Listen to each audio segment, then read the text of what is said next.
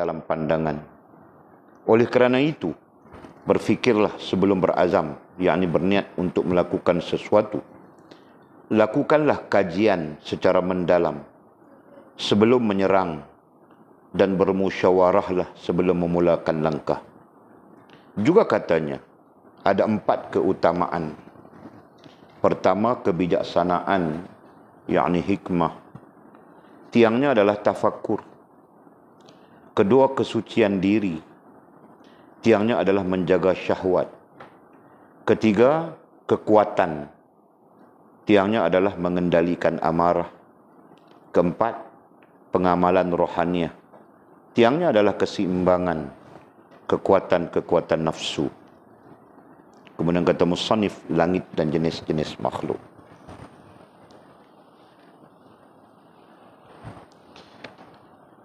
Okey, kita sambung lagi pengajian kita.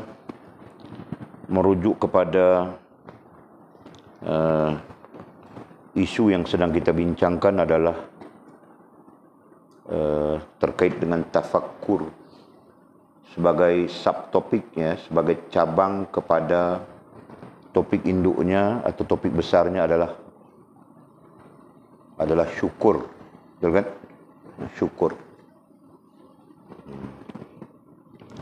Jadi kita lakarkan semula supaya kita lekat, ya, di dalam kepala kita, dalam pikiran kita. Syukur, ya. Nah, dari syukur itu keluar zikir,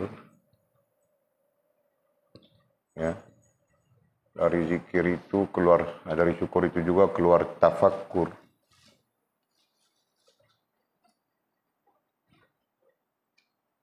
Keluar tafakkur dan keluar lagi satu ilmu, ya. Kita simpulkan dia sebagai ilmu sekejap lagi. Okey. Nain.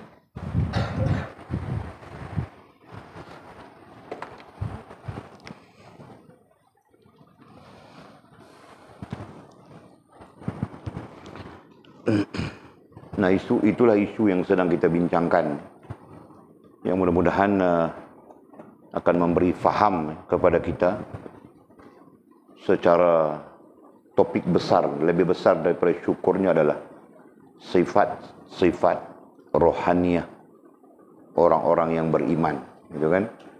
Nah, sifat-sifat rohaniah orang-orang yang beriman itu isu besarnya. Okey, isu paling besar. Bahkan kitab kita keseluruhannya ini akan membincangkan sifat-sifat rohaniah orang-orang yang beriman. Yang mana sifat-sifat itu membezakan, ya. Sifat-sifat itu, kata para ulama, membezakan orang yang beriman dengan tidak beriman. Nah, kalau orang yang beriman, orang yang memiliki 9 sifat itu. Nah, jika tidak memiliki 9 sifat itu, maka itu mungkin orang munafik, ya kan? Mungkin orang-orang musyrik, mungkin orang-orang munafik dan sebagainya. Jadi kesimpulannya adalah sebagai orang yang beriman, nah, kita perlu membina sifat ini di dalam diri kita. Ya, perlu membina sifat ini di dalam diri kita. Sekurang-kurangnya kita sudah belajar 3 sifat rohaniah itu. Kita sudah belajar tentang taubat. Kita sudah belajar tentang khauf, ya. Dan berdasarkan kepada metodologi Imam Ghazali rahimahullah ta'ala, kita sudah belajar tentang khauf. Sehingga katanya khauf itulah yang mencetuskan sifat yang kedua namanya taubat. Dan sifat yang ketiga namanya syukur, gitu kan. Nah, itu yang kita sedang bincang sekarang. Dan di bawah syukur itu muncullah yang namanya zikir, muncullah yang namanya tafakkur, dan muncullah yang namanya ilmu, ya, yang belum kita bincang. Okey, kita masih lagi berada di perbincangan tentang apa? Tentang tafakkur dengan mengutip pendapat-pendapat, pandangan-pandangan daripada para sahabat baginda Nabi SAW dan juga para tabi'in, ya, selepas daripada sahabat iaitu para tabi'in. Nah, mudah-mudahan dengan mengutip pandangan-pandangan mereka akan memberi kejelasan kepada kita dari sudut memahami makna tafakkur itu sendiri, ya. Jadi kita bukan merujuk kepada pandangan guru saja, kita bukan merujuk kepada pandangan orang-orang sebelum kita saja, tetapi jauh kita merujuk pandangan sahabat, ya, pandangan tabi'in, ya, selain daripada Al-Quran dan hadis yang telah kita bacakan. Mudah-mudahan Allah memberi kita ilmu. Nah, kita sambung saja. Ishaq ibnu Khalaf. Ishaq ibnu Khalaf, nah ini tabi'in juga, berkata, Daud At-Ta'i radhiyallahu ta'ala anhu. Daud At-Ta'i, nah ini juga tabi'in. Kedua-duanya tabi'in. Ya. Jadi Ishaq ibnu Khalaf itu kemudian. Ya, mendahului Ishaq ibnu Khalaf itu adalah Daud At-Ta'i. Nama-nama ini sangat masyhur di dalam kitab-kitab tasawuf, ya. Nah, ini orang-orang kerohanian. Dirujukkan sebagai orang-orang kerohanian. Nah. Jadi Daud At-Ta'i, mudah-mudahan Allah merahmatinya, berada di atas rumah ketika malam bulan purnama. Suatu malam bulan purnama, bulan penuh, ya. Daud At-Ta'i ini berada di atas sutuh. Sutuh dalam bahasa Arab disebut sutuh. Sutuh bukan atap, ya. Sutuh bukan bumbung. Istilah atap, istilah bumbung lain nantinya. Sutuh ialah bahagian atas rumah orang-orang Arab yang mana tidak beratap mereka. Ya. Sutuh itu boleh main bola di atasnya. Sutuh itu boleh main badminton di atasnya. Sutuh itu boleh main sepak takraw di atasnya. Sutuh itu boleh main kriket. Nah, kalau orang-orang Pakistan main kriket saja dia. Kan? Nah, sutuh kami, masa Walid belajar dulu, kami pun tingkat atas itu ada sutuh. Nah, kami menjadi tempat jemuran saja. Nah, kami jemur pakaian kami di atas sutuh itu. Oke, itu panggil sutuh.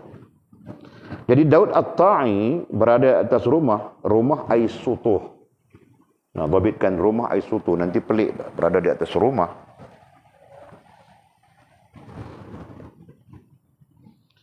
Berada di atas rumah ais sutuh ketika malam bulan purnama. Nah, satu malam bulan penuh dia ada di atas sana. Apa dibikinnya? Apa dibuatnya? Ia bertafakur tentang kerajaan langit dan bumi. Ia bertafakur tentang kerajaan langit dan bumi. Nah, dia berfikir tentang kerajaan. Istilah kerajaan itu datang dari mana? Tahukah istilah kerajaan itu datang dari mana?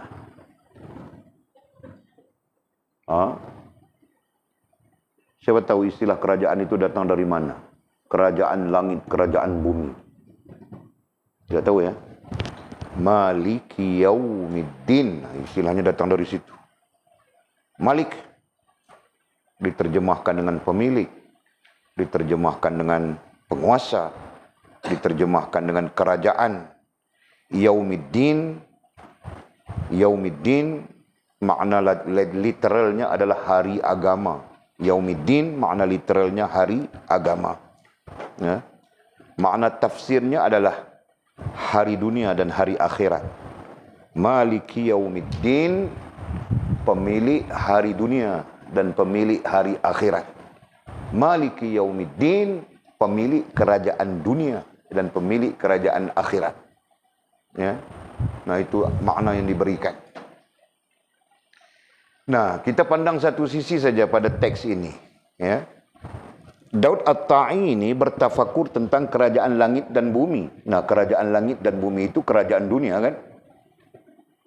Kita bercakap tentang dunia dan akhirat. Nah, kerajaan langit dan bumi itu adalah kerajaan dunia.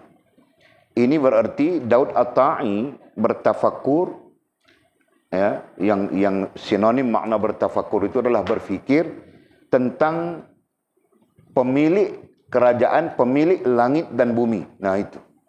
Kerajaan di situ, babitkan ai pemilik. Kerajaan ai pemilik, ai penguasa langit dan bumi.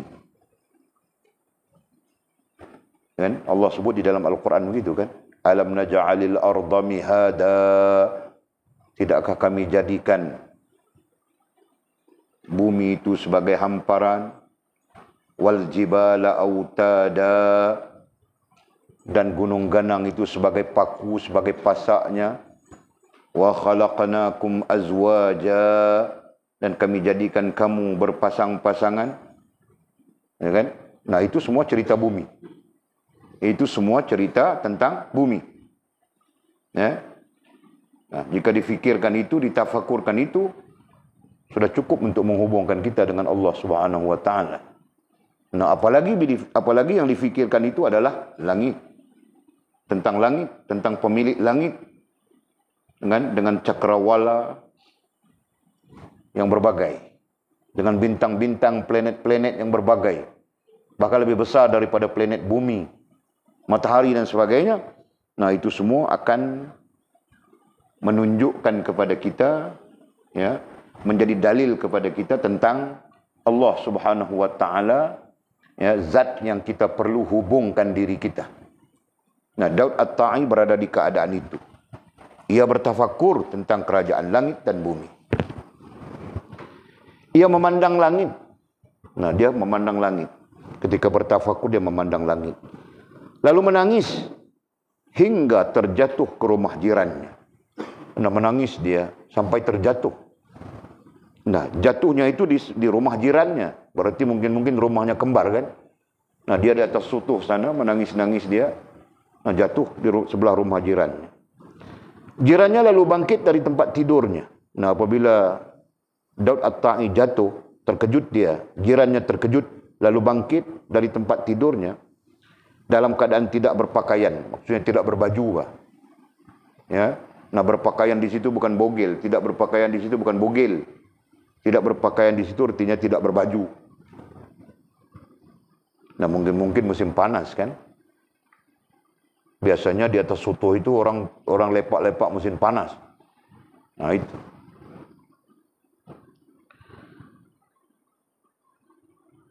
Sementara di tangannya tergenggam pedang. Nah, dia mengambil pedang. Ya. Ia menyangka bahawa ada pencuri masuk ke dalam rumahnya. Dengan jatuhnya Daud At-Ta'i itu, dia menyangka bahawa ada pencuri yang masuk ke rumahnya. Ya. Ketika dia melihat Daud, ia kembali menyimpan pedangnya. Kenal dia si Daud itu. Kenal dia si Daud At-Ta'i. Ya. Maka dia menyimpan pedangnya. Ia bertanya kepada Daud. Kemudian dia bertanya terus kepada Daud At-Ta'i. Siapa yang menjatuhkan anda? Siapa yang menjatuhkan anda, kamu dari atap rumah? Siapakah yang menjatuhkan kamu? Siapa yang menolak kamu? Ya, yang menjatuhkan kamu dari atas atap rumah? Aku tidak merasakan hal itu, jawab Daud. Nah, si Daud At-Ta'i mengatakan bahawa aku tidak merasakan hal itu. Dia tidak merasakan bahawa dia terjatuh. Nah, mesejnya apa di situ? Mesejnya di situ adalah tafakkurnya Daud At-Ta'i, ya, atau istilah lain, terhubungnya Daud At-Ta'i dengan Allah Subhanahu wa taala, hasil ataupun implikasi daripada tafakkur langit dan bumi. Nah, sampai-sampai jatuh pun dia tidak merasakan dia jatuh. Ya kan? Sampai-sampai jatuh dan sakit, dia tidak merasakan dia jatuh dan dia tidak merasakan dia sakit. Masya Allah. Hebatnya. Hebat pada hubungannya dengan Allah Subhanahu wa taala, bukan tafakkurnya. Tafakkur itu alat saja. Ya, yang kita perlu faham di sana adalah hubungan yang terhasil daripada tafakkur, implikasi yang terhasil daripada tafakkur. Nah, sebab itu sebahagian daripada orang-orang kerohanian, mereka mengatakan tafakkur itu adalah karamah. Tafakkur itu adalah karamah. Nah, itu bahasanya tinggi bagi orang-orang yang belajar tasawuf irfani yang lebih tinggi. Ya. Nah, mereka mengatakan bahawa tafakkur itu adalah karamah. Wallahu a'lam. Terus Al-Junaid Al-Junaid Al-Baghdadi rahimahullahu ta'ala. Nah, ini generasi kemudian selepas tabi'in, tabi'in, Junaid Al-Baghdadi. Beliau sangat masyhur bagi orang-orang kerohanian, bagi ilmu disiplin ilmu tasawuf. Nah, Junaid al-Baghdadi sangat masyhur. Nah, jadi Al-Junaid al-Baghdadi rahimahullah ta'ala berkata, apa katanya? Majlis yang paling mulia dan paling tinggi adalah duduk sambil bertafakkur tentang tauhid. Nah, perkataan Junaid ini dirakamkan di dalam banyak kitab-kitab tasawuf ya. Nah, sampai-sampai dalam Tanwir ini pun ada rasanya. Ya, kerana Tanwir ini tahun 900 Hijrah. Sedangkan Junaid al-Baghdadi berada pada tahun 400 ke 500 Hijrah. Jadi apa katanya? Majlis yang paling mulia katanya. Ya, paling mulia di sisi Allah Subhanahu wa taala. Nah, sisi manusia itu berbeza-beza. Kalau ahli dunia, majlis yang paling mulia adalah pati-pati, makan-makan, minum-minum, berak-berak. Ya. Kalau ahli neraka, nah majlis yang paling mulia itu mabuk-mabuk, pening-pening. Ya kan? Tapi pada ahlillah, nah ini. Ya. Bagi ahlillah, majlis yang paling mulia dan paling tinggi adalah duduk sambil bertafakkur tentang tauhid. Bukan bertafakkur buta ya, bertafakkur tentang tauhid. Nah, tauhid itu sendiri kita belajar sudah. Gambarannya adalah hubungan rohaniyah dengan Allah Subhanahu wa taala, ya kan? Yang kita sebutkan sebagai tauhid. Belajar ilmu tauhid artinya kita belajar untuk berhubungan dengan Allah Subhanahu wa taala. Ya. Nah, itu apa ya? Itu kesimpulannya, itu pokok. Nah, jangan bilang belajar ilmu tauhid untuk apa? Belajar ilmu tauhid untuk pandai. Nah, itu jawapan salah, Pak. Jawapan budak-budak tadika saja. Jadi belajar ilmu tauhid untuk apa? Untuk kita berhubungan dengan Allah Subhanahu wa taala. Jelas itu. Okey. Majlis yang paling mulia dan paling tinggi adalah duduk sambil bertafakur tentang tauhid. Kenapa mulia? Nah, jawapannya kerana yang kita tafakurkan itu maha mulia. Ya kan? Yang kita tafakurkan itu adalah yang maha mulia, yaitu Allah Subhanahu wa taala.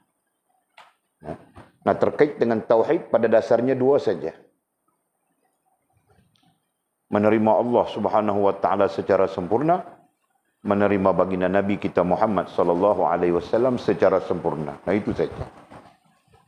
Yang lain-lain apabila kita menerima Nabi secara sempurna, berarti kita menerima yang lain secara sempurna. Apabila kita menerima Allah SWT secara sempurna, berarti kita menerima yang lain secara sempurna juga. Gitu kan? Jadi dasarnya tauhid itu cuma dua. Allah dan Rasul. Ya. Okey. Kemudian katanya menghidupkan jiwa ma'rifat. Ya. Tafakur itu juga menghidupkan jiwa ma'rifat. Menghidupkan. Nah, kita belajar sudah. Adapun jiwa itu, ya, istilah jiwa adalah istilah yang menggambarkan hati. Ya kan? Sebagian ulama mengatakan istilah jiwa itu adalah gambaran rohaniyah kita. Nah, rohaniyah kita pada keseluruhannya disebut jiwa. Ini boleh tunjuk sudah sebelumnya. Belajar sudah ya. Rohaniyah kita satu roh, kedua akal, ketiga hati, keempat sir alami, kelima sir nafsi, keenam nafsu, dan ketujuh sukma. Okey. Ini kita tunjuk sudah. Jadi keseluruhan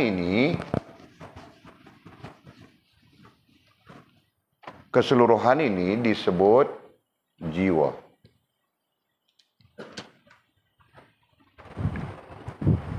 Okey. Keseluruhan itu disebut jiwa. Nah, jadi katanya menghidupkan jiwa ma'rifat. Menghidupkan, nah, lawannya mati. Betul kan? Nah, hidup lawannya mati. Jadi jika tidak hidup berarti ia mati. Cuma secara ilmu kita belajar ada 3. Ya, secara ilmunya jiwa itu ada 3 keadaan.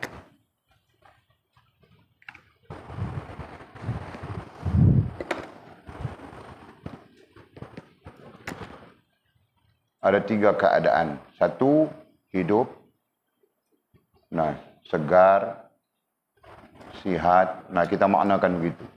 Ya. Nah, keadaan yang kedua, sakit, lemah. Apa lagi? Sakit, lemah, tak berdaya. Okay. Dan keadaan yang ketiga, mati. Mati, nah, keras, istilah ya, keras, apa lagi? Ada satu istilah lagi, mati, keras, orang sebut hati yang mati, hati yang keras. Ada satu istilah lagi, lupa sudah. Okey, nah ini 3 keadaan. Okey, jadi jiwa kita ada 3 keadaannya ya. Sama saja ini. Ruh, akal, hati, sir alami, sir nafsi, nafsu, sukma. Ya, kemudian kita sebut, kita istilahkan jiwa. Nah, nanti terkait dengan 3 keadaan ini. Sama ada hidup, segar, sihat. Ruh kita hidup, segar, sihat. Akal kita hidup, segar, sihat. Hati kita hidup, segar, sihat. Sir alami kita hidup, segar, sihat. Sir nafsi kita hidup, segar, sihat. Ya? Nafsu kita pun hidup, segar, sihat. Sukma kita pun hidup, segar, sihat. Nah, begitu keadaan. Nah, keadaan yang kedua, mungkin sakit, lemah, tak berdaya. Roh kita sakit, lemah, tidak berdaya. Akal kita sakit, lemah, tidak berdaya. Hati kita sakit, lemah, tidak berdaya. Sir alami, sakit, lemah, tidak berdaya. Sir nafsi, sakit, lemah, tidak berdaya. Nafsu kita sakit, lemah, tidak berdaya. Sukma kita sakit, lemah, tidak berdaya. Mungkin begitu. Okey? Dan keadaan ketiga adalah mati. Ya, mati keras, nah apalagi satu Walid pun tidak ingat. Nah, roh kita dalam keadaan mati, ya, keras.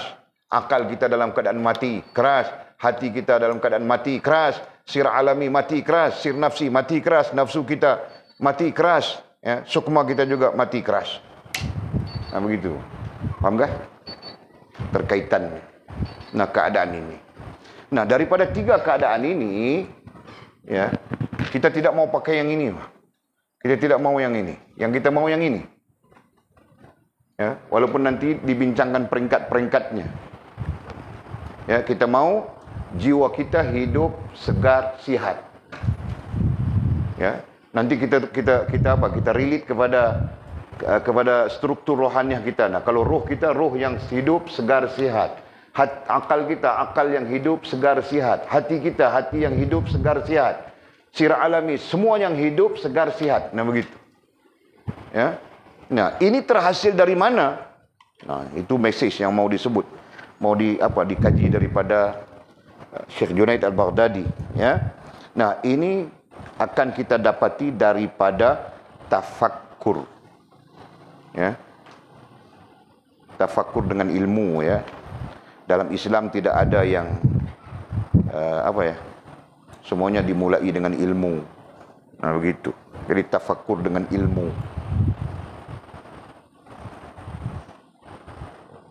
Mizi, kau hari ini pergi ke mana pagi tadi? Ada di sana? Kau buat apa di sana? Tolong Ahmed buat motor. Kau kerja dengan Ahmed kah? Ahmed bayar kau gaji sebulan berapa? Jadi, siapa yang suruh kau kerja dengan Ahmed? Ada orang paksa kau kah? Tiada. Nah, kau sendiri. Nah, kerana itu boleh tanya berapa gaji kau? Tiada. Siapa yang kasih kau makan Ahmed kah? Jadi, berapa hari lagi kau perlu kerja dengan Ahmed? Tidak tahu. Nah, kau kerja dengan Ahmed terus, bah. Kau jangan datang sini pagi-pagi. Dengar ya? Terus. Jangan pandang belakang kan, jangan pandang depan kan. Pandang belakang itu hantu. Nah, kau jangan pandang depan. Kau dengar tu? Nah, Walid tidak mau kau ada di sini lagi. Faham kah? Nah, Amit pun terserah dia. Walid pun fikir, Walid pun tidak mau Amit ada di sini lagi. Nah, Walid sedang berfikir, bah. Walid sudah tahu satu masalah timbul. Walid suruh buat baik, nak buat jahat juga.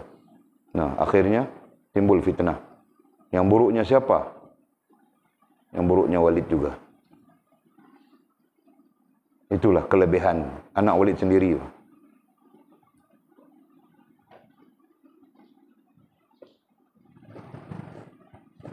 Ya. Kalau anakku sendiri ku buang, anak orangku tidak gamak buang kah? Aku lebih tergamak dari itu. Tuh kah? Okey.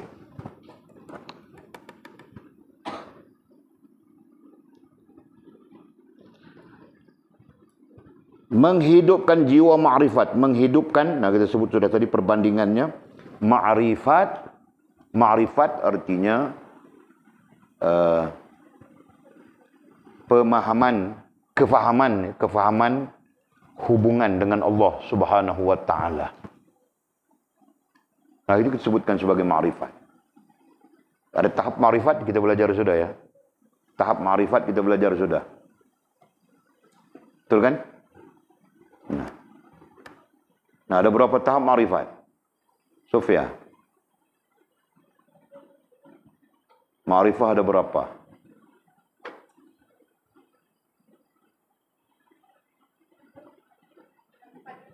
Sebutkan satu persatu.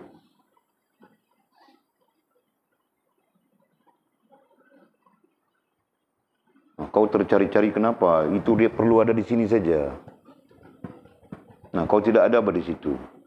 Kalau yang kau tengok di situ tidak ada. Karena kau ajar itu di mana? Walid ajar di mana? Di asasul usul kan? Nah, jadi asasul usul itu menuntut ingat betul. Kan? Nah, jadi kalau kau tidak ingat, berarti kau tidak boleh jawab. Ada berapa ma'rifat? Aku sedang marah nih. Panas nih. Nah, jawab pasti betul.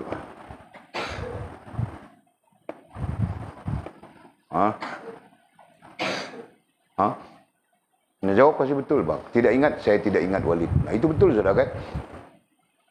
Betul, bang. Ada 4. Okey, pertama. Sudah, kau jawab 4 sudah. Nafas, pertama. Yang pertama, ma'rifat ilmu, bilang begitu, bah, supaya berbeza dengan yang lain. Kan kita ada hidayah di sana sama saja. Nah, jadi sebut ma'rifat. Ya, pertama ma'rifat ilmu. Nah, yang kedua faraizati. Nah, yang kedua ma'rifat akal. Yang ketiga atul anjung.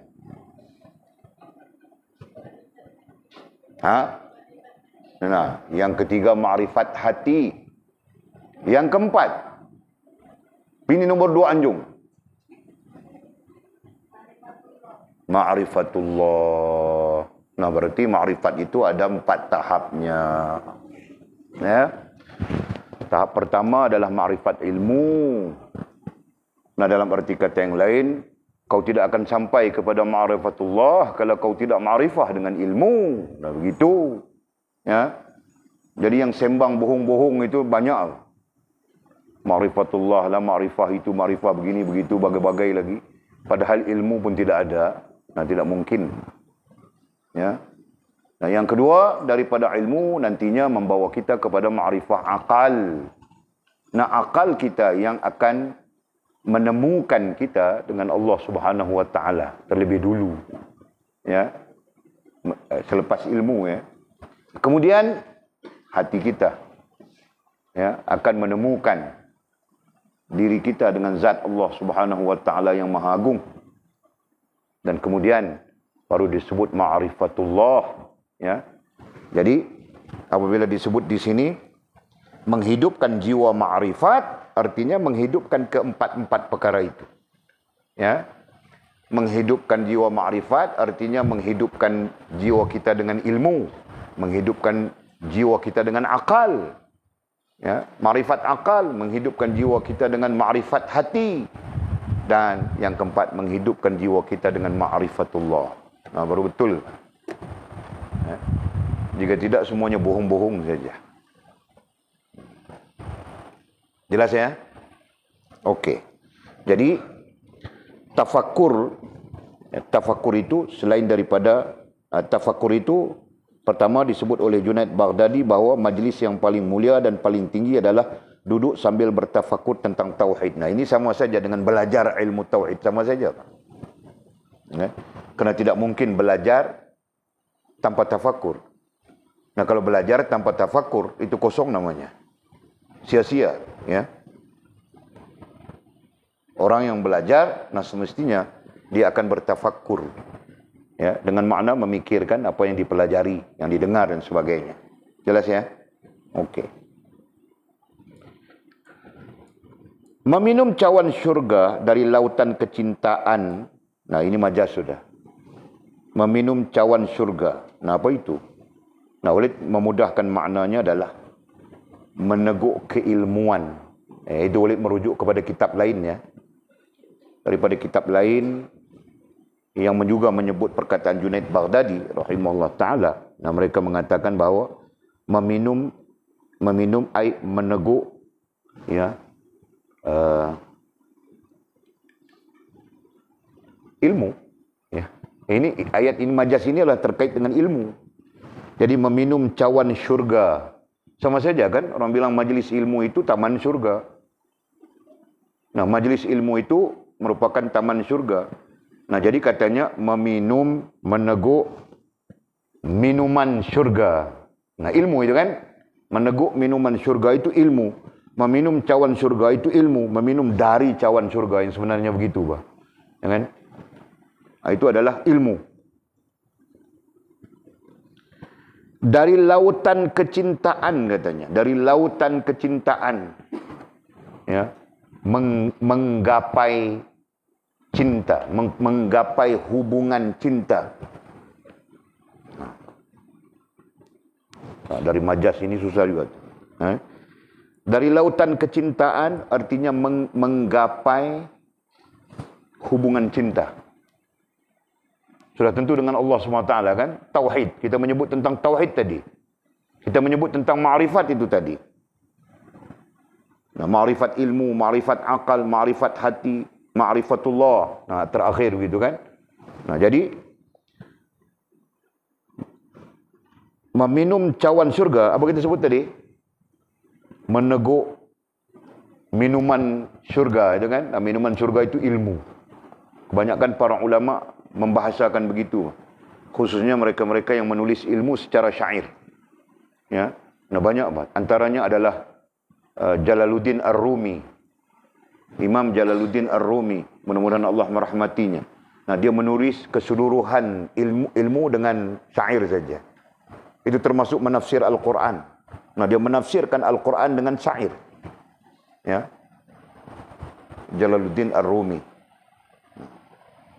Dalam tulisannya apa? Al-Masnawi. Sangat masyhur itu, diterjemahkan banyak bahasa. Bahasa Inggris, macam-macam bahasa diterjemahkan. Dikaji oleh orang. Nah, dia juga menggunakan bahasa yang sama. Nah, jadi, meneguk minuman syurga dari lautan kecintaan, lautan hubungan. Kecintaan itu adalah hubungan. Ya. Dan memandang dengan prasangka baik kepada Allah Subhanahu wa taala. Dan memandang, melihat dengan apa? Dengan akal, dengan hati. Ya. Memandang, melihat dengan akal, dengan hati. Yang istilahnya adalah musyahadah dan mukasyafah. Ya, belajar sudah semua tu. Dengan prasangka baik kepada Allah Subhanahu wa taala.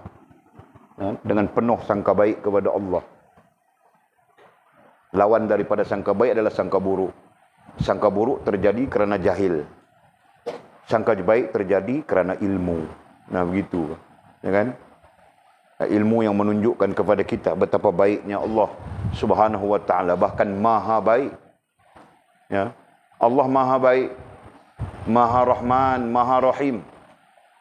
Ya. Berdosa kita macam-macam.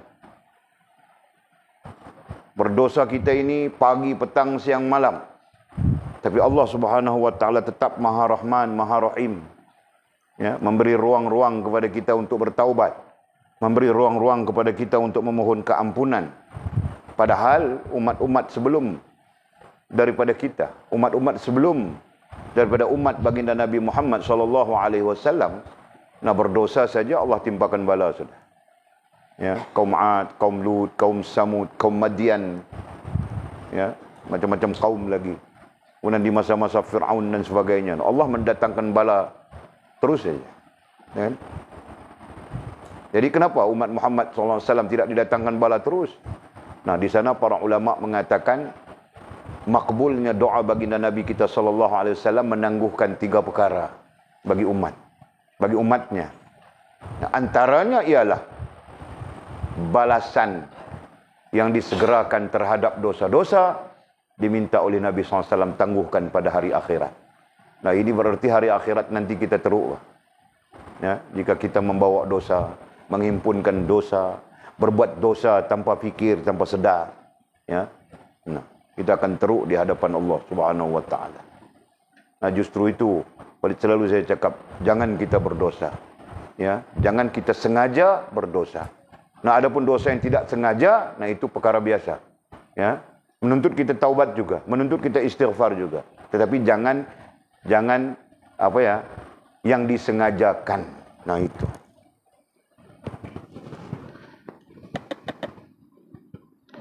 Betapa tingginya majlis itu, betapa tingginya ai mulia, tingginya ai mulianya.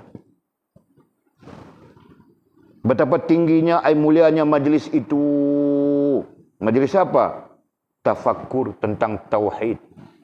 Ya, tafakkur tentang tauhid. Sampai menghidupkan jiwa kita yang mati, menghidupkan jiwa kita yang keras, ya, begitu. Atau menyembuhkan jiwa kita yang sakit, menyembuhkan jiwa kita yang lemah, tidak berdaya, sehingga menjadi sihat, kuat, segar, bugar dan sebagainya. Jelasnya? Nah itu, majlis itu.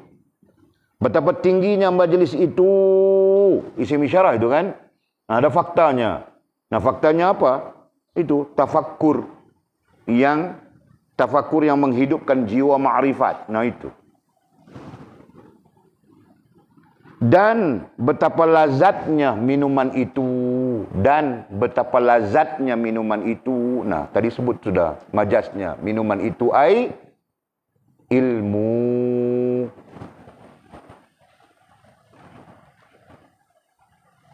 Welcome Bang Arif.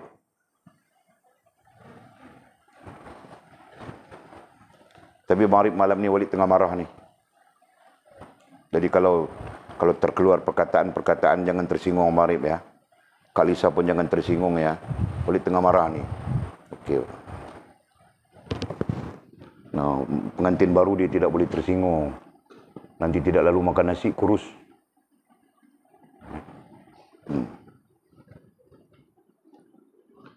Betapa tingginya majlis itu, ai tafakkur yang menghidupkan jiwa ma'rifat, dan betapa lazatnya minuman itu, ai ilmu. Nah, jadi keseluruhan ma'rifat itu terkait dengan ilmu semuanya. Kan? Ma'rifat ilmu. Nah, dengan ilmu itu akan ma'rifat akal.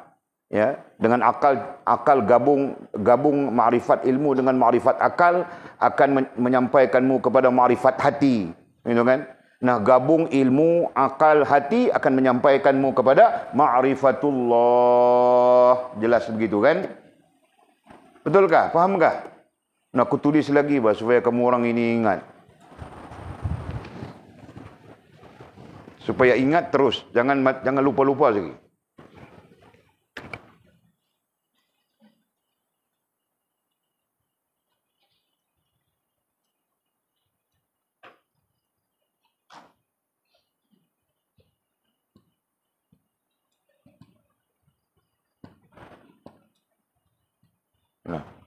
Sekarang orang bercakap tentang ini kebanyakannya. Kan? Orang bercakap tentang ma'rifatullah. Nah, belajar tauhid untuk ma'rifatullah, belajar ma'rifatullah itu begini. Tanpa memahami strukturnya. Kan? Nah, apabila kita tidak memahami strukturnya, kita main tangkap muat saja. Kan? Mau buat apa pun ada strukturnya. Nah, jadi kita tidak boleh tangkap muat begitu. Ya, kita akan gagal. Nah, justru inilah struktur untuk kita mencapai ma'rifah. Ya. Okey. Apalagi kita belajar tentang Nabi kita SAW mengajarkan kita 4 perkara. Ya. Ingatkah? Nabi kita SAW mengajarkan kepada kita 4 perkara tersabit dengan agama. Apa itu? Nah, pandai Pak. Boleh menikah sudah. Bolehkah? Tidak mau dia. Okey Pak. Tidak mau, bagus. Nanti menikah dengan orang soleh ya Mimi ya. Okey Pak. Nabi kita SAW mengajarkan kepada kita 4 perkara syariat. Nah, syariat itu apa? Rantau.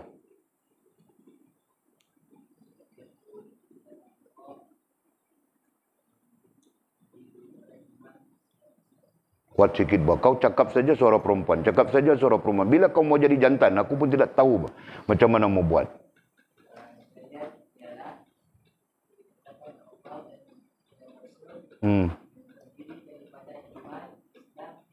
Nah, dengarkah kamu orang?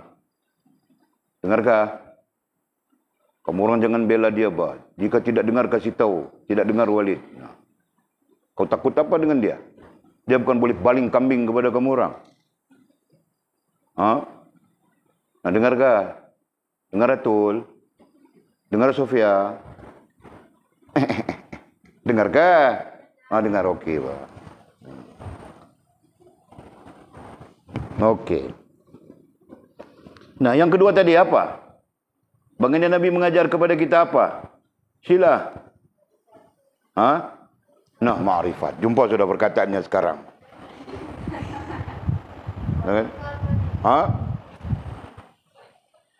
Nah, kau yang salah sebut bah, bukan Walid. Kau kena, ketika kau menyebut, kau kena menyebut dengan suara perempuan. Kau tu perempuan.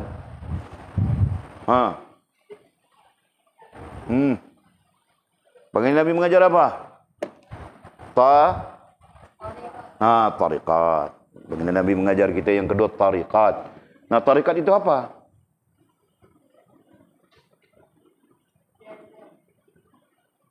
Nah, kau pun macam ini saja, macam orang sakit saja, sakit, lemah, tidak berdaya. Nah, itu kau.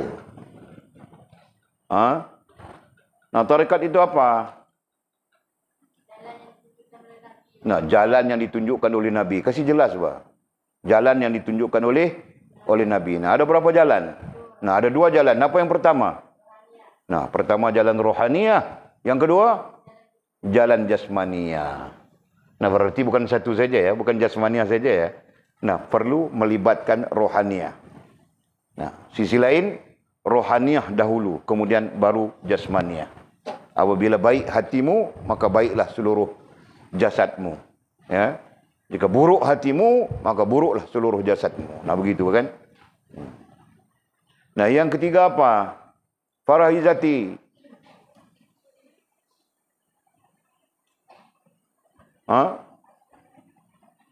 Tak dengar? Makan. Hakikat. Nah, yang ketiga adalah hakikat. Hakikat itu apa?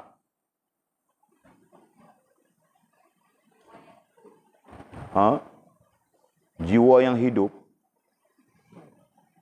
Betulkah? Nah, mana ada aku mengajar begitu bak kau ni? Hakikat itu apa? Penjelasannya.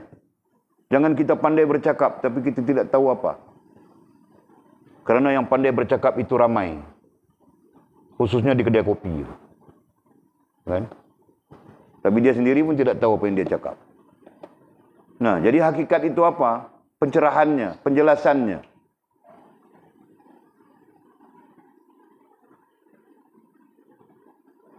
Nah, tak study langsung.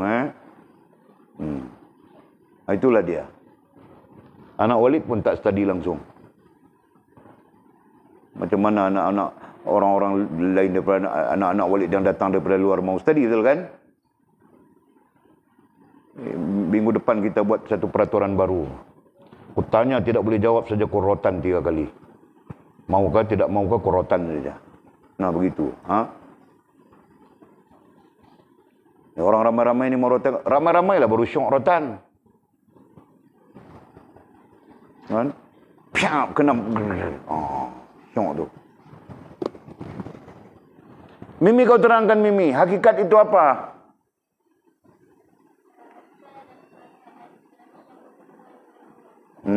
Sekurang-kurangnya kan, kita belajar hakikat itu adalah rasa dan perasaan Nabi. Jadi bagaimana rasa dan perasaan Nabi itu, begitulah kita mau rasa dan merasakan. Begitu. Pencerahannya penting. Kalau sekadar tahu saja hakikat itu adalah hakikat. Hakikat itu adalah hakikat. Buat apa? Hakikat itu adalah tentang rasa dan perasaan. Nah, bagaimana rasa Nabi dan perasaan Nabi, begitu juga kita mau rasa dan merasakan. Nah, rasa Nabi tentang Allah, bagaimana perasaan Nabi terhadap Allah, bagaimana perasaan Nabi terhadap agama, bagaimana perasaan Nabi terhadap sesama manusia. Nah, semuanya ada di situ kan? Nah, kita perlu merasakan seperti mana Nabi merasakan. Nah, berarti Nabi tidak hanya mengajar kita tentang perkara-perkara yang jasmaniah saja, ya. Nah, Nabi juga mengajar kita tentang perasaan. Itu kan? Nah, yang keempatnya Fas. Nah, keempat ma'rifat. Ma'rifat di situ apa? Nah, sekurang-kurangnya apa? Mengenal Allah Subhanahu wa taala. Mengenal itu apa, Fas?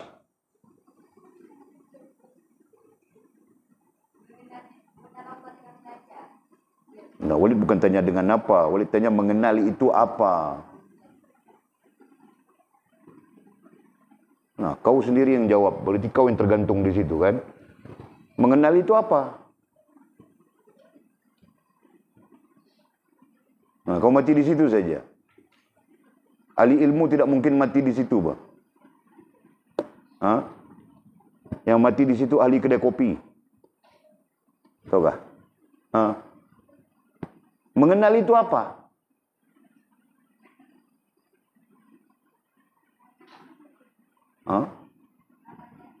Nah, kau mau jawab perlahan saja yang itu. Yang tadi kau bukan main kuat saja,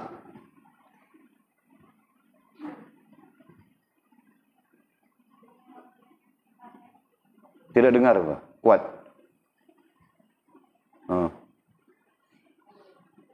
Mengenal itu apa pertanyaannya? Kau faham ke soalanku? Nah, kalau faham kau jawab, Pak. Mengenal itu apa?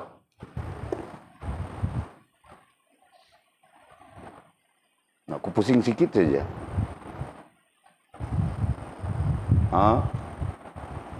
Mengenal itu apa, Rantau? Mengenal itu kita?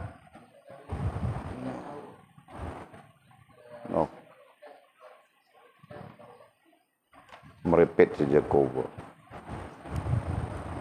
Mengenal itu memahami, wah. Pendek saja perkataannya kan. Nah, tahu tidak paham buat apa. Maka sebab itu istilah ma'rifah itu lebih kepada memahami, bukan tahu. Jelas tak? Nah, itu ku terang sudah. Di awal-awal itu hari dulu. Nah, utak kamu orang ni utak makan Maggi ku rasakan. Maggi datang sekarung, habis sekarung. Datang sekarung, habis sekarung. Tanya siapa makan? Tidak tahu, tidak tahu. Tidak tahu siapa yang makan kan? Datang sekarung, habis sekarung. Datang 2 kotak, habis 2 kotak. Mungkin kambing datang makan kot. Nanti kita cek. Bilang sudah, jangan. Nah. Akhirnya jadi otak Maggi. Okey. Betapa tingginya majlis itu dan betapa lazatnya minuman itu. Naudzubillah sudah ya, betapa tingginya majlis itu ai bertafakur tentang tauhid dan menghidupkan jiwa ma'rifat, dan betapa lazatnya minuman itu ai ilmu. Betul kan? Ilmu ini lazat. Dulu Walid tidak tahu, mau lari saja, tahukah masa belajar. Aku tidak tahu lazatnya ilmu. Aku kira mau lari saja. Tapi bila menemui kelazatan ilmu, aku jadi cinta kepada ilmu. Guru belum datang, aku tunggu sudah. Sekiranya guru tiada, aku cari kepala mutala'ahnya. Siapa yang boleh mutala'ahkan aku ini, mutala'ahkan itu. Nah, itu cara aku. Kan? Bukan cara kamu orang. Nah, bila tiada guru, guru tidak mengajar, happy. Nah, mana? Kan? Nah, kami dulu macam itu, bah. Usung kitab pergi cari. Nah, siapa yang lama? Orang lama siapa? Pergi cari, bah. Sebagai kepala mutalaah. Kan? Nah, kau punya tabit boleh cerita kami kan? Sebab itu kitab-kitab Walid, kalau kamu orang tengok kitab Jawi yang Walid belajar, kitab-kitab yang pondok, dah penuh dengan catatan. Mau baca pun susah.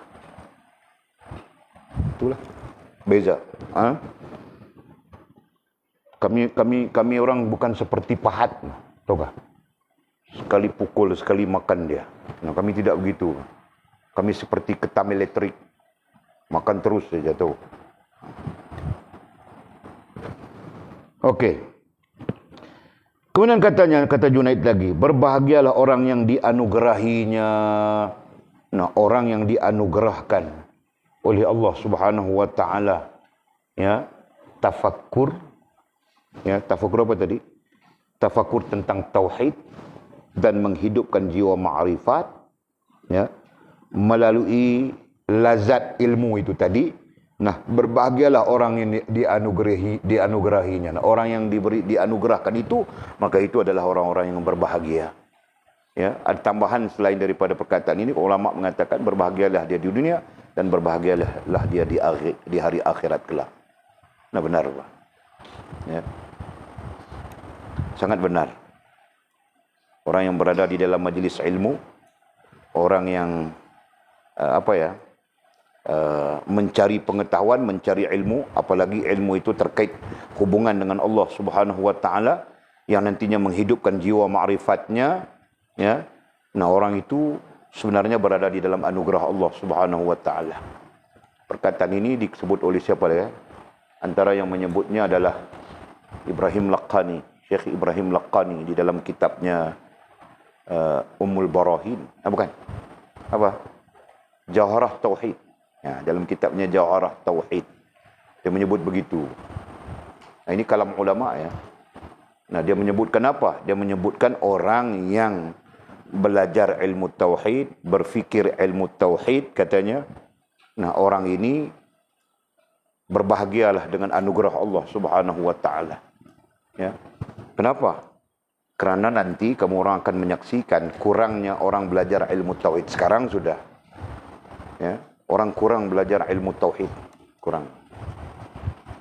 Orang lebih cenderung kepada fiqh. Lebih cenderung kepada ibadat. Ya kan? Padahal ibadat itu berdasarkan firman Allah SWT, kitaban mawquta. Ya. Ditetapkan pada waktu-waktu tertentu. Nah, contoh puasa Ramadan, nah itu setahun sekali saja kan. Nah, ketika kau mau puasa nanti kau belajar, misalnya kan. Nah, begitu. Haji, nah itu pun seumur hidup sekali. Ketika kau mampu melaksanakannya, mau melaksanakan, nah kau belajar. Tapi yang namanya tauhid, yang namanya akidah, yang namanya iman, setiap masa kau jaga atau kau tidur. Ya.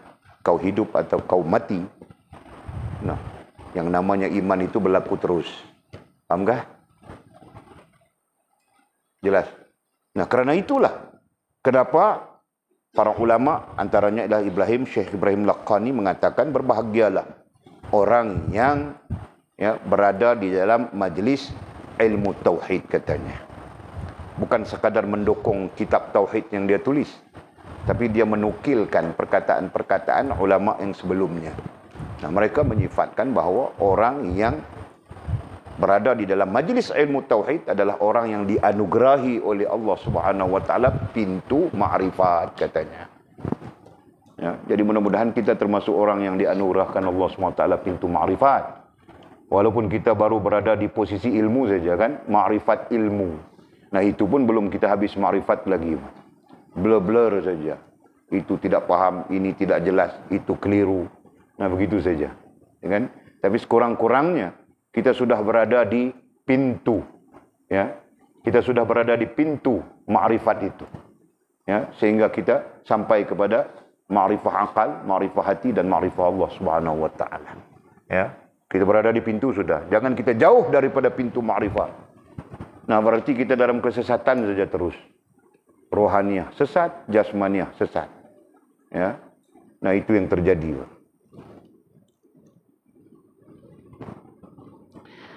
Imam Asy-Syafi'i rahimahullah ta'ala berkata,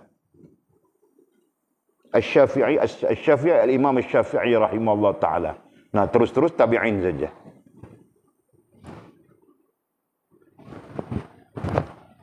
Apa katanya? Mohonlah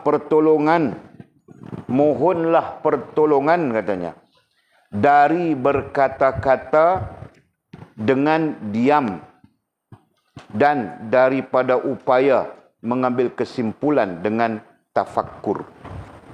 Apa maksudnya itu? Mohonlah pertolongan, pertolongan Allah Subhanahu wa taala. Ya, pertolongan siapa lagi yang kita mau mohon? Ya, kecuali musabbibal dipanggil, ya, kecuali yang bersabit. Nah, ketika kau berdepan dengan seorang guru, kau tidak paham, kau mohon pertolongan guru untuk memahamkan kau, gitu kan? Begitu. Nah, itu nisbah guru sebagai guru. Hakikatnya kita mau memahami apa yang diajar oleh baginda Rasul, apa yang diajar oleh Al-Quran, gitu kan? Nah, jadi kita mau memahami Al-Quran, kita mau memahami apa yang diajar oleh baginda Rasul, tidak dapat tidak, mestilah melalui guru. Nah, itu saja. Okey. Adapun memohon pertolongan, mohonlah pertolongan daripada Allah Subhanahu wa taala. Wa yasta'anta fasta'in billah. Apabila kau mohon pertolongan, mohonlah pertolongan Allah Subhanahu wa taala. Ya. Mohonlah pertolongan daripada Allah Subhanahu wa taala. Ya. Kepada Allah Subhanahu wa taala, bukan daripada. Kepada Allah Subhanahu wa taala, dari berkata-kata, daripada kita bercakap-cakap, bersembang-sembang, ya. Dengan diam maupun diam. Maupun diam, kita bersembang-sembang maupun kita diam, ya, ada kalanya kita bersembang-sembang, bercakap-cakap, ada kalanya kita diam. Nah, mohon pertolongan Allah SWT agar apa? Agar berkata-katanya kita, bercakapnya kita maupun diam kita, ya, dalam keadaan tafakkur. Nah, ayat ini ujung sana, belum habis lagi, ya. Dan daripada upaya mengambil kesimpulan. Daripada upaya mengambil kesimpulan, artinya membuat kesimpulan daripada sesuatu. Dan daripada upaya mengambil kesimpulan, membuat kesimpulan daripada sesuatu dengan tafakkur. Nah, maksudnya apa? Mohonlah pertolongan Allah SWT. Cakap kita adalah tafakkur, diam kita adalah tafakkur, ya.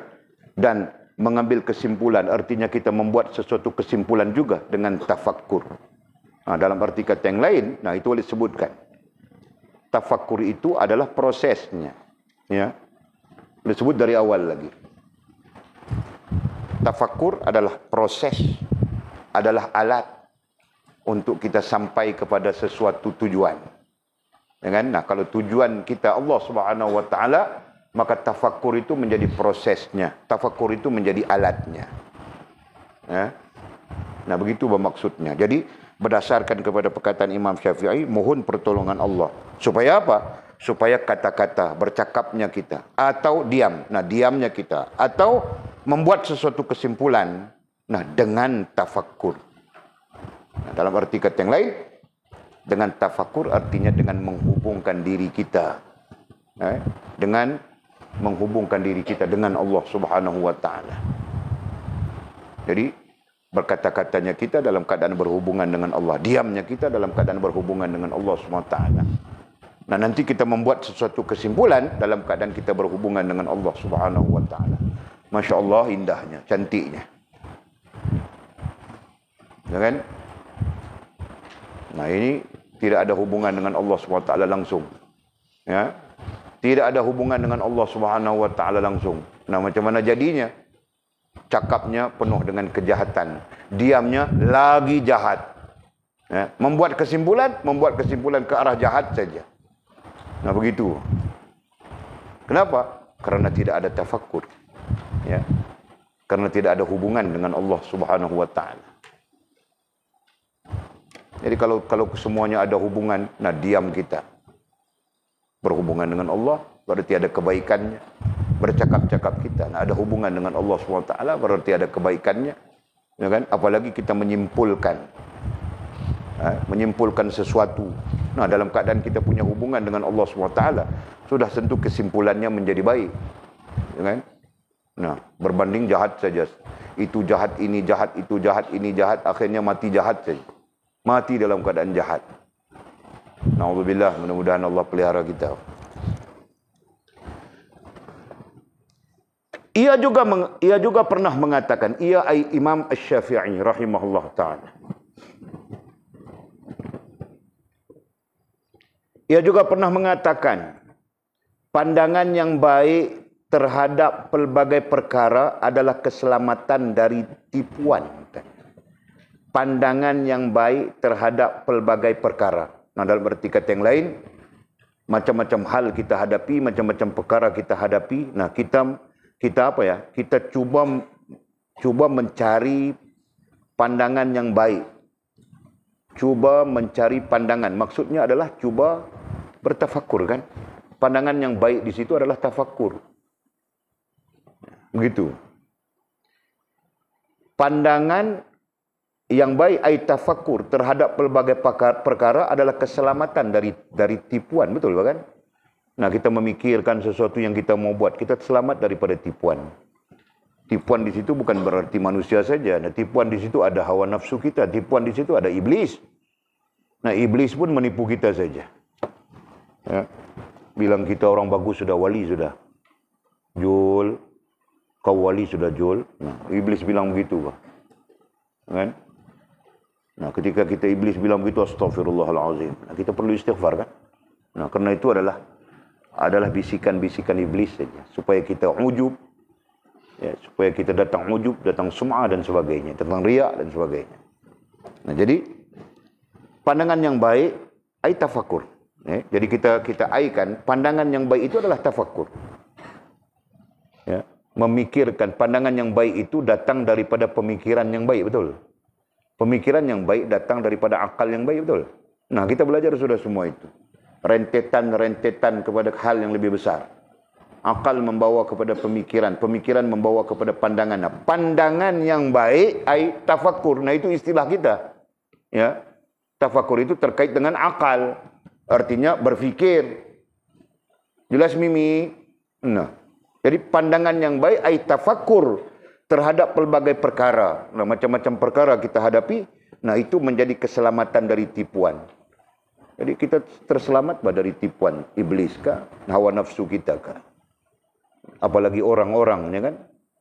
Nah, mudah-mudahan kita selamat daripada tipuan orang. Kadang-kadang kita kena tipu juga. Membuat macam mana itu kerana kita berpandangan baik, bersangka baik, begitu kan? Keteguhan dalam pendapat adalah keselamatan daripada kelalaian dan penyesalan. Keteguhan dalam pendapat. Pendapat, pandangan, sama saja kan? Nah, jadi keteguhan, teguh, kukuh, kuat, ya kan? Dalam pandangan, nah tafakur juga di situ. Dalam pandangan ay tafakur adalah keselamatan daripada kelalaian dan penyesalan. Nah, itu akan menjadi keselamatan kepada kita daripada kelalaian dan penyesalan. Ya. Kenapa? Kerana kelalaian telah merusakkan banyak situasi-situasi kita. Kelalaian telah merosakkan banyak keadaan-keadaan kita, khususnya dalam hal hubungan dengan Allah Subhanahu wa taala. Lalai dengan TV, lalai dengan telefon, lalai dengan itu, lalai dengan ini, macam-macam lalai, Pak. Nah, sedar-sedar mau mati sudah. Ya. Lalai saja kita. Nah, jadi keteguhan dalam pendapat, pandangan, tafakur sama saja. Teguh ya, teguh berarti kuat, teguh berarti bagus, teguh berarti sempurna. Begitu. Keteguhan dalam pendapat, pandangan, tafakur adalah keselamatan. Nah, itulah menjadi keselamatan daripada kelalaian dan penyesalan. Nah, apabila kita berada di atas kelalaian, nah nanti kita menyesal saja. Ya kan? Nah, Walid antara orang yang menyesal. Kalau ku tahu hidupnya begini, sukar hidupnya begini, nah, ku tidak mau hidup, Pak. Kalau ku tahu, nah itu kalau ku tahu kan, perkataan kalau itu buruk sudah. Aku tidak mau menikah, Pak, tahukah? Ku rasa rugi saja menikah. Betul, Pak. Minta maaf ya kepada orang-orang yang menikah yang ada di sini ya. Nah, betul, Pak. Habis kalau aku tidak mau menikah, mau buat apa? Aku mau mengaji, Pak. Tahukah? Aku mau ke sana mengaji. Habis di sana aku pergi mengaji di sana. Habis sana aku pergi ke sana mengaji. Aku mau mengaji saja. Tapi sekarang baru aku terpikir begitu, Pak. Masa umurku 22 tahun, aku gatal mau menikah saja. Mau buat macam mana? Takdirnya begitu, tahukah? Itu pun bertuah, sangat bertuah. Aku tidak menikah di Pakistan sana, tahukah? Iya. Syekhul hadisku kasih anak dia, Pak. Cantik, mata hijau. Umur baru 15 tahun saja masa itu. Anaknya itu. Umur baru 15 tahun macam anak dara kita di sini umur 25 tahun. Nah, aku pikir juga. Kalau umur 30 tahun macam mana? Kalau umur dia 40 tahun macam mana aku pikir. Nah, terbayang di kepala aku, Pak. Umur 35 tahun macam tong drum saja. Nah, aku tidak jadi menikah.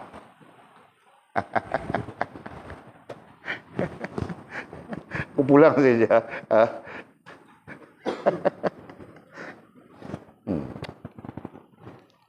Betul, Pak, ya. Ini contoh lah, itu contoh penyesalan terhadap apa? Masa yang berlalu begitu banyak, kan? Masa yang berlalu begitu banyak.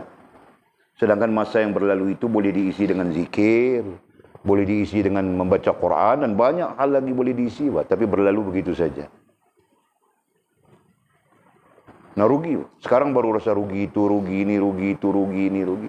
Nah, boleh ditanya, Pak, kepada orang-orang lama macam Ayah Haji Napiah kita, tanya apa dia? Ada tak merasakan kerugian masa yang telah lalu? Cuma kami bersandar pada takdir saja. Membuat macam mana kalau takdirnya sudah begitu, kan? Nah, jadi kami menasihatkan kamu orang jangan nanti merasakan kerugian seperti yang kami rasakan, begitu, tahukah? Terus menimbang dan berfikir, ya, menimbang dan berfikir. Nah, tafakur juga di situ, kan? Menimbang dan berfikir, menyingkap keteguhan hati. Menyingkap keteguhan hati artinya menimbang dan tafakur. Menyingkap keteguhan hati berarti memerhatikan hati kita sendiri. Kuatkah? Lemahkah? Ataupun memerhatikan keadaan hati kita begini. Memerhatikan hati kita. Di mana posisinya? Hidup, segar, sihatkah? Ataupun sakit, lemah, tak berdayakah? Ataupun mati, ataupun keras. Nah, jadi itu perlu diperhatikan dan perlu disingkap. Nah, jangan sampai kita buta tentang hati kita sendiri. Ya. Tak boleh fahamkah? Menimbang dan berfikir. Menimbang dan berfikir, tafakur di situ, menyingkap keteguhan hati dan kekuatan dalam pandangan. dan kekuatan, ayat ini ada noktahnya di situ. Menyingkap keteguhan hati dan kekuatan pandangan, koma di situ. Koma atau titik di situ. Titik kan?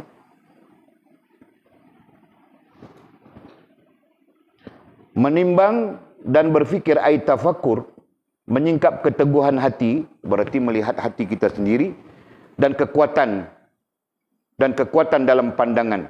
Nah, dan juga melihat sejauh mana kekuatan kita. Berarti kita melihat kepada kelemahan kita, ya, kelemahan keteguhan hati kita, dan melihat kepada pandangan. Nah, itu sebaris itu. Ya. Akal, hati, ya kan? Nah, yang kita sebut dalam istilahnya rohaniah itu kan. Nah, lebih bagus kalau kita mengatakan menimbang dan berfikir ay tafakkur, menyingkap keteguhan dan kekuatan rohaniah kita. Nah, itu lebih jelas kan. Jadi kita sendiri perlu tahu bahawa rohaniah kita ini teguh kuat atau lemah lembek. Ya kan? Nah, kita sendiri perlu paham rohaniah kita ini teguh kuat atau lemah tidak berdaya. Nah, gitu. Ya, jangan sampai kita tidak paham rohaniah kita. Nah, apabila kita tidak paham, berarti kita merasakan kuat saja, walaupun sebenarnya lemah, walaupun sebenarnya tidak berdaya sudah. Ya, tapi kita sendiri merasakan kuat, masya Allah rohaniah kita bagus, padahal cap ayam sudah.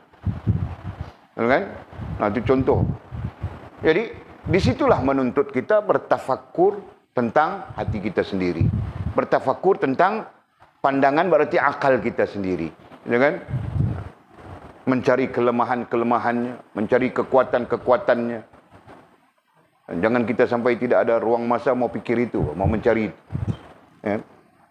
Okey.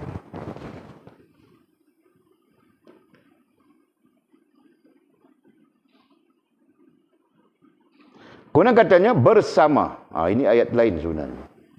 Bersama orang-orang bijak. Nah, siapa orang bijak? Orang bijak itu adalah orang berilmu kan? Nah, bersama orang-orang bijak. Nah, kita perlu bersama dengan orang-orang bijak, orang-orang berilmu. Meneguhkan dalam diri. Meneguhkan dalam diri dan merupakan kekuatan dalam pandangan. Jadi, bahasa mudahnya seperti kita sebutkan tadi, bersama orang-orang bijak untuk membina keteguhan diri. Ya. Bersama orang-orang bijak untuk membina keteguhan dalam diri. Nah, kita perlu bersama dengan orang-orang bijak, perlu bersama dengan orang-orang saleh. Nah, dalam hal ilmu kita perlu bersama dengan orang-orang bijak. Dalam hal amalan kita perlu bersama orang-orang saleh. Nah, begitu. Jelas ya?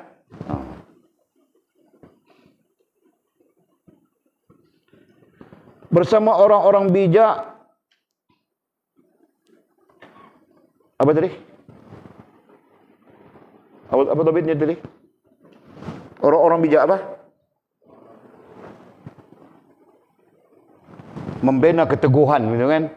Bersama orang-orang bijak ahli ilmu dalam membina keteguhan. Nah, ayat yang benarnya di situ.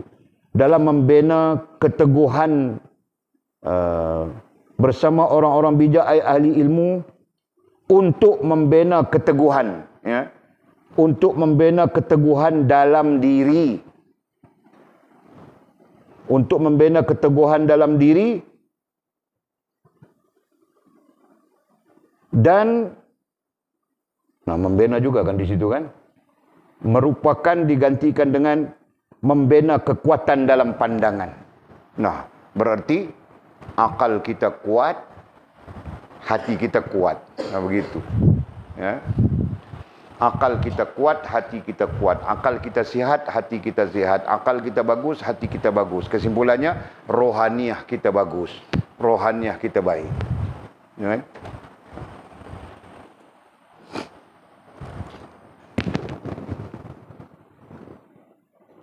Oleh kerana itu, berfikirlah sebelum berazam. Nah, berfikirlah sama saja tafakkur. Ya. Berfikirlah sebelum berazam. Berfikirlah tafakkur sebelum berazam. Apa berazam? Yakni berniat untuk melakukan sesuatu. Berazam artinya berniat melakukan sesuatu. Jadi tafakur dulu. Ya kan? Berfikir dulu. Lakukanlah kajian secara mendalam. Ya, lakukanlah kajian secara mendalam sebelum menyerang. Nah, ini dimajaskan kepada berperang, dimajaskan kepada peperangan. Nah, sebelum menyerang kita perlu lakukan kajian. Nah, lakukan kajian itulah tafakur. Ya. Jadi kita melihat banyak istilah yang boleh dikaitkan dengan tafakur itu. Nah, termasuk terbaru ini kita jumpa ini sekejap ini ialah kajian.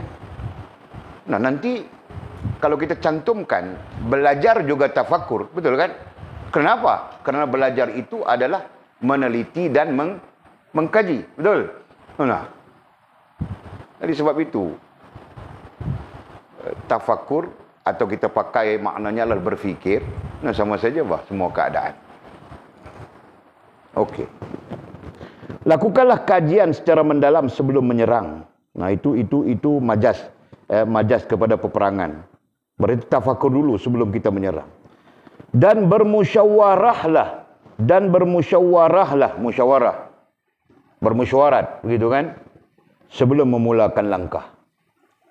Nah, bermusyawarah juga terkait dengan tafakur. Ya kan? Jadi ada banyak makna yang kita dapat petik daripada kalam-kalam para tabi'in ini rupanya.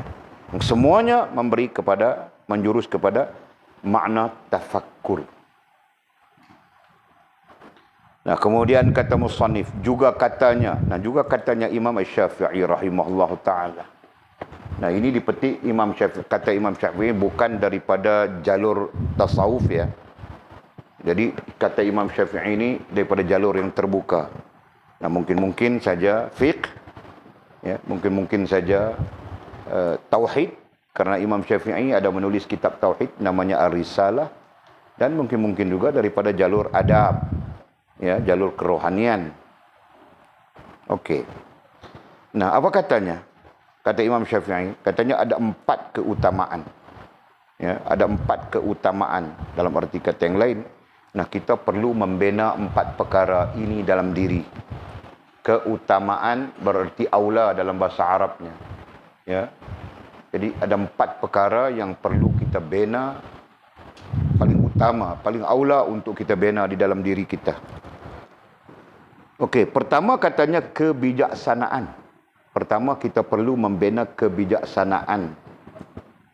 Ya. Kemudian yakni katanya hikmah. Nah, itu terkait dengan ilmu langsung sebenarnya. Ya. Tidak ada kebijaksanaan tanpa ilmu. Ya, ilmulah yang mencetuskan kebijaksanaan. Ya, mungkin nanti dengan ilmu juga orang menjadi bodoh, ya. Tapi dalam keadaan-keadaan yang umum, ilmulah yang membawa kepada kebijaksanaan. Tiangnya adalah tafakur. Jadi tiang untuk mendirikan kebijaksanaan itu adalah tafakur. Nah, ini berarti bagi orang yang melazimkan dirinya bertafakur, nah dia akan menemui kebijaksanaan. Nah, begitu. Tapi tafakur ya, ini maknanya sangat jelas ya, kita bincang dari awal sampai sekarang ya. Tafakur bukan angau. Nanti angau pun kau kait dengan tafakur, nah itu susah Pak. Angau berasingan itu. Tidak ada kena-mengena dengan tafakur, tahu tak? Nah, tetapi macam mana mau menyelesaikan angau, nah itu boleh disebut sebagai tafakur. Ya kan? Nah, angau sudah aku ni, tidur pun tidak lena. Macam mana mau menyelesaikan angau ini? Menikah, itu betul. Ha? Yang kedua, yang kita perlu bina pada diri kita ya, ada 4 perkara yang sebut tadi kita perlu bina pada diri kita. Pertama, kebijaksanaan, nah tiangnya adalah tafakur. Yang kedua, kesucian diri. Ya, kita perlu bina pada diri kita kesucian diri. Macam mana mau bina kesucian diri? Nah, jaga diri kita Pak, supaya dalam keadaan suci. Ya, ini kita bercakap tentang kerohaniannya, suci rohaniah kita. Jangan kita kotorkan rohaniah kita. Nah, begitu. Ya. Jadi kita perlu membina kesucian diri, rohaniah kita, nah begitu. Kenapa? Karena apabila rohaniahmu suci, nanti jasmaniahmu suci. Jika rohaniahmu kotor, nanti jasmaniahmu turut kotor. Nah begitu. Ya. Nah, jadi kita semua orang perlu membina kesucian diri. Nah, jadi macam mana? Tiangnya adalah menjaga syahwat. Tiangnya yang menjadi apa? Yang menjadikan kesucian diri itu tegak boleh berdiri. Nah, adalah tiangnya, disebut tiangnya ya, adalah menjaga syahwat. Menjaga syahwat menjaga keinginan-keinginan yang bertentangan. Bukan, salah tu. Menjaga, apa definisi mudahnya?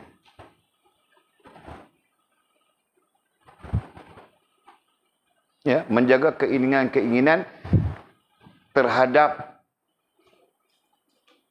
sesama manusia yang bertentangan dengan Allah Subhanahu wa taala dan Rasul. Betul tak? Ya. Jadi Bangkil dia teringin sudah kepada namanya Mira. Nah, teringin itu boleh bertentangan dan boleh tidak, betul kan? Nah, boleh tidak jika kau melaksanakan perintah Allah SWT, meminang si Mira, kemudian menikah. Nah, itu elok kan? Nah, lagi satu keinginan, kau mau gagau-gagau saja, mau raba-raba saja. Nah, itu bertentangan sudah. Faham kan? Nah, contohnya begitu. Jadi kesucian diri, air rohaniah ini penting kan? Baik lelaki, baik perempuan. Orang lelaki pun boleh jatuh tidak suci, tahukah? Nah, kotor sudah dia. Asyik bawa sabun masuk dalam bilik air saja jam-jam. Nah, aku tahu bah perangai itu semua. Nah, jangan bah. Astaghfirullahaladzim. Nah, jaga bah kesucian diri. Nah, sama saja orang perempuan pun jaga kesucian diri, tahukah? Nah, jangan sampai kita tidak suci hanya kerana apa? Hanya kerana menurut keinginan syahwat kita saja. Nah, jalan sucinya tetap ada. Disediakan oleh Allah Subhanahu wa taala. Ya, hanya saja jalan suci itu mungkin tidak menyeronokkan kita. Lebih seronok kepada yang tidak suci. Nah, mungkin begitu kan, Jul? Nah, yang ketiga, perkara ketiga yang kita perlu bina dalam diri kita adalah kekuatan rohaniah. Kekuatan rohaniah.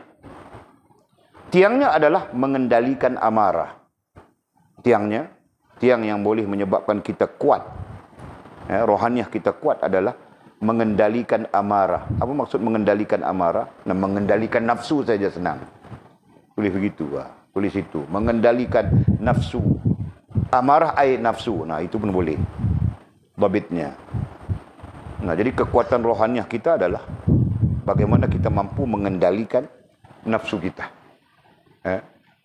Nafsu, kategori nafsunya adalah amarah. La ammarakum bisu, kerana dia mengajak kita kepada kejahatan. Ya, hakikatnya nafsu juga adalah fitrah. Ya, nafsu adalah struktur dalam kerohanian. Nah, tinggal lagi dia boleh jadi jahat sebab kita tidak pernah membentuk dia, membina dia supaya menjadi baik. Nah, itu. Nah, ketika dia menjadi jahat, nah dia menggugat kita, mengacau kita kan. Sekejap-sekejap begitu, sekejap-sekejap begini. Sekejap datang perempuan itu, sekejap datang perempuan ini. Macam-macam. Menggugat saja. Mengacau saja, merosakkan kita saja. Nah, itu. Jadi perlu kepada kekuatan rohaniah. Yang nantinya kekuatan itu akan menghubungkan kita dengan Allah Subhanahu wa taala. Ya. Okey. Dan yang keempat katanya, yang keempat adalah pengamalan rohaniah. Perkara yang keempat yang kita kena bina adalah pengamalan amalan rohaniah. Berarti rohaniah kita juga ada amalannya ya. Jangan kita hanya melihat kepada jasmaniah kita, amalan jasmaniah kita. Nah, rohaniah kita juga perlu kepada amalan. Ada amalannya, amalan rohaniah dipanggil. Nanti kamu orang tanya, Macam mana amalan rohaniah itu? Nah, aku ajar semua orang sudah kan?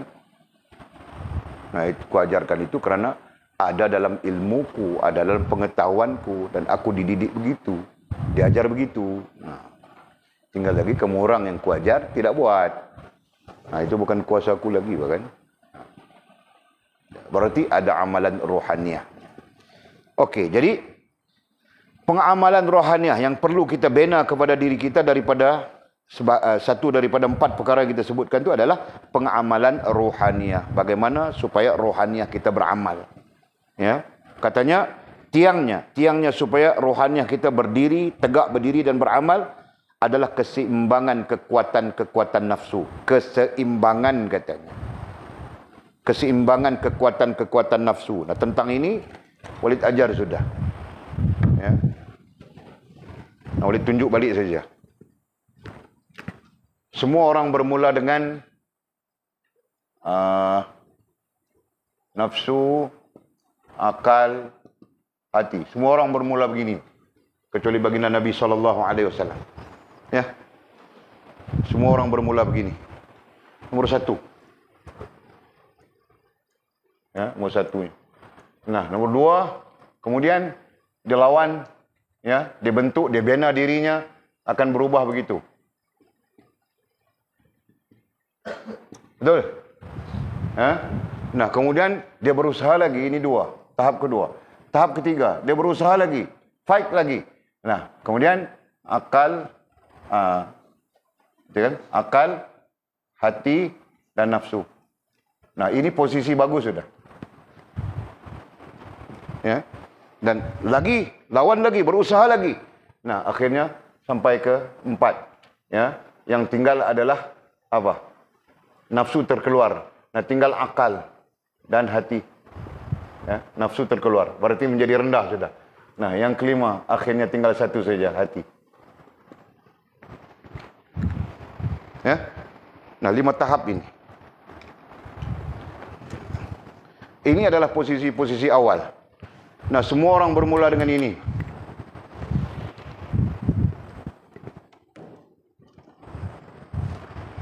Wah, bilang tadi mau berhenti 9.30. Tidak apa-apa, biar mati mengajar. Okey, awalnya begini. Semua orang, nafsu di atas, akal di bawah, hati di bawah. Nah, kedudukan nafsu itu yang perlu dilihat. Ya. Nah, kita berjuang membina diri kita, ya, membina rohaniah kita. Nah, akhirnya berubah, nafsu menjadi posisi kedua. Kita berjuang lagi, membina diri kita bersungguh-sungguh. Nah, akhirnya nafsu berada di posisi terbawah. Nah, ini bilang nafsu menjadi rendah. Nanti istilahnya kita jumpa di dalam kitab-kitab kita. Ya. Nafsu menjadi rendah. Nah, ketika nafsu menjadi rendah, dia akan berajakan kepada akal dan berajakan kepada hati. Faham tak? Nah, ketika posisi ini, akal akan dikalahkan oleh nafsu, hati dikalahkan oleh nafsu. Nah, kita menjadi orang ikut nafsu saja. Ya. Kita mencari kepuasan hati, macam-macam lagi, Pak. Ya. Kalau makan sampai puas. Kan? Kalau tidur sampai puas. Nah, semuanya mencari kepuasan. Ini, posisi ini. Nah, ketika kita berada di posisi ini, nafsu berada di tengah, akal di atas, hati di bawah. Nah, konflik sudah di sini. Ya, akan berlaku konflik antara mengikut akal atau mengikut nafsu. Nah, akal kita berfikir, kan? Di sini konfliknya akan berlaku di situ. Nah, sampai kita posisi ketiga, nah, nafsu berada di posisi paling rendah, saudara. Inilah dibilang nafsu berada di posisi rendah.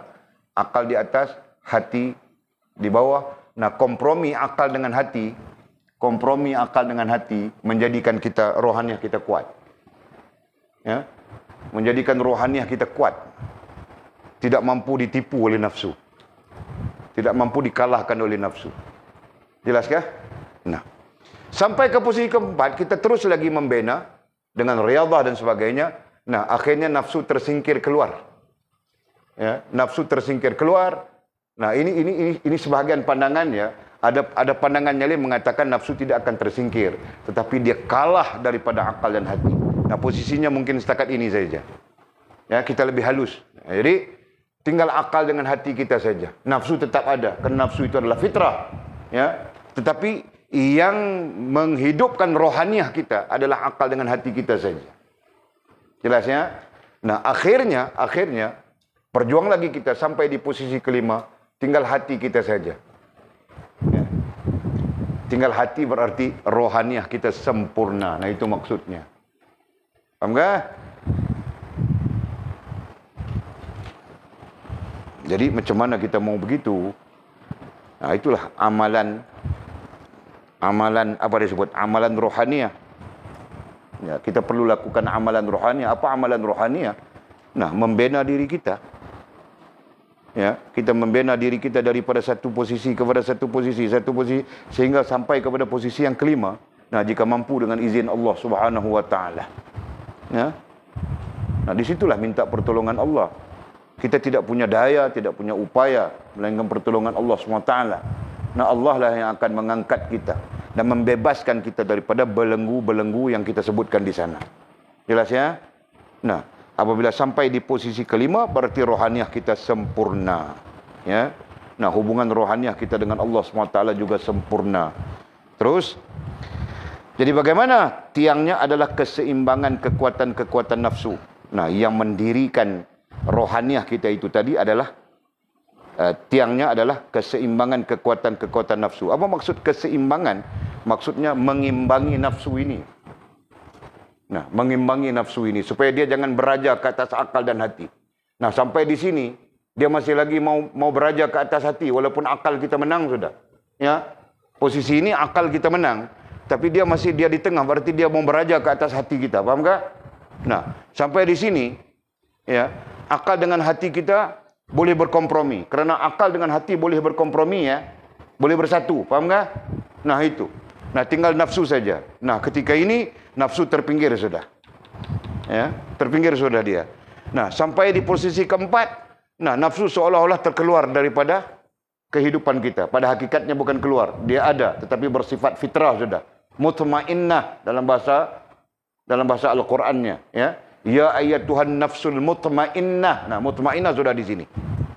Paham tak? Nah, sampai-sampai dia tidak akan menentang akal, dia tidak akan menentang hati. Ya. Dan dalam masa yang sama akal dan hati kita berhubungan dengan Allah SWT sudah. Paham tak?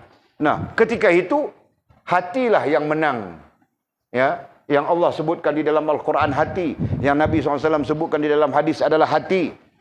Semuanya hati saja kan? Nah, jadi hati inilah yang menang. Dan ketika hati ini menang, berarti kita berjaya menundukkan yang menjadi musuh kepada hati. Yang menjadi musuh kepada akal dan hati kita. Nafsu, nafsu, nafsu. Kita berjaya tundukkan. Itulah mengimbangi. Ya, mengimbangi nafsu. Supaya jangan beraja ke atas akal kita. Supaya jangan beraja ke atas hati kita.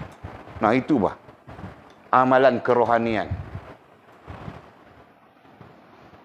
Faham tak? Faham tak? Oi, faham tak?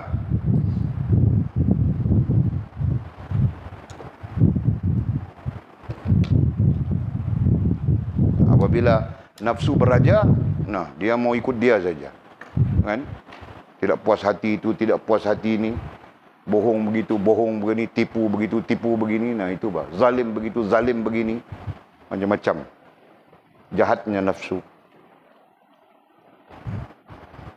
Duit tidak ada, sekupang pun tidak ada, gatal mau syok anak darah orang, kan? Nah, itu pun nafsu juga kan? Tanya ada berapa? Ada RM3. RM3 kamu syok anak darah orang buat apa? Kan? Nah, itu contoh saja. Tidak ada kenang-mengenang yang hidup pun telah mati. Kecuali anjung saja dengan isteri-isterinya. Aku pun tidak tahu, Pak. Nah, mudah-mudahan Allah merahmati kita semua. Selesai kita topik tafakkur. Ya, kaedah kita adalah bukan kita membina idea, ya, bukan kita membina idea sendiri. Nah, kaedah kita adalah merujuk kepada Al-Quran, merujuk kepada hadis, merujuk kepada pandangan para ulama, para tabi'in, dan termasuk juga tabi'at tabi'in dan sahabat-sahabat baginda Nabi sallallahu alaihi wasallam. Jadi mudah-mudahan semuanya menjadi ilmu kepada kita. Nah, kita sambung nantinya apa? Langit dan jenis-jenis makhluk. Nah, ini termasuk di dalam kategori ilmu ya. Ini termasuk dalam kategori ilmu. Jadi topik langit dan jenis-jenis makhluk, topik al-kursi, arash, malaikat, rezeki dan tawakal itu termasuk dalam ilmu. Dan melazim ketaatan dan meninggalkan yang haram itu termasuk dalam ilmu. Apa lagi? Sehingga kita berjumpa satu topik lain. Kelalaian, itu termasuk dalam ilmu.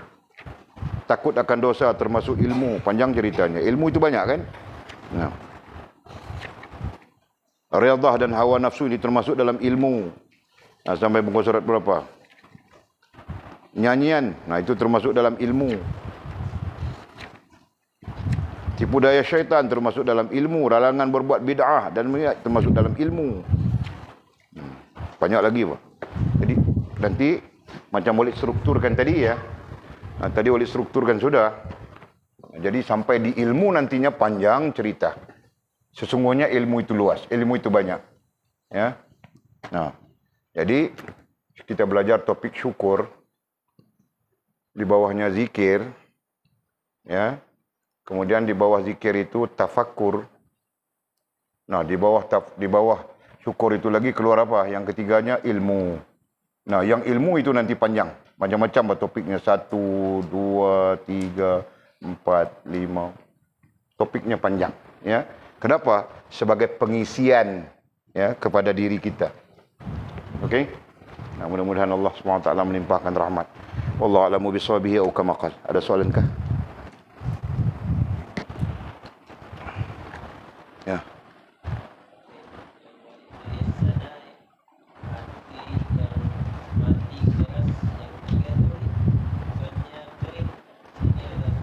Ya, kering pun boleh, Pak. Kau ni, aku tidak tulis saja. Aku titik-titik itu berarti ada lagi, Pak. .com, .my, apa di situ. Kan aku titik-titik saja tu. Nah, kau isi, Pak. Kering kah, kontang kah, apakah, nah tulis saja.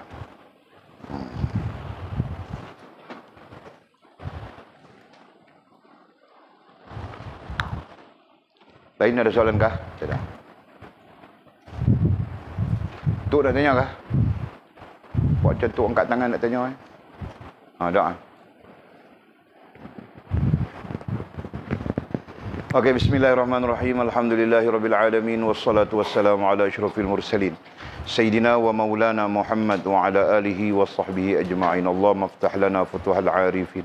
وارزقنا فهم النبيين وجعلنا من عبادك الصالحين اللهم اهدنا الصراطك المستقيم صراط الذين أنعم الله من النبيين والصديقين والشهداء والصالحين اللهم ربنا افتح بيننا وبين قومنا بالحق وأنت خير الفاتحين اللهم أعنا على ذكرك وشكرك وحسن عبادتك اللهم فقهنا في الدين وعلمنا التأويل اللهم فقهنا في الدين وعلمنا التأويل اللهم فقهنا في الدين وعلمنا التأويل وصلى الله على سيدنا محمد وعلى آله وصحبه وبارك وسلم والحمد لله رب العالمين تقبل الله ومنا ومنكم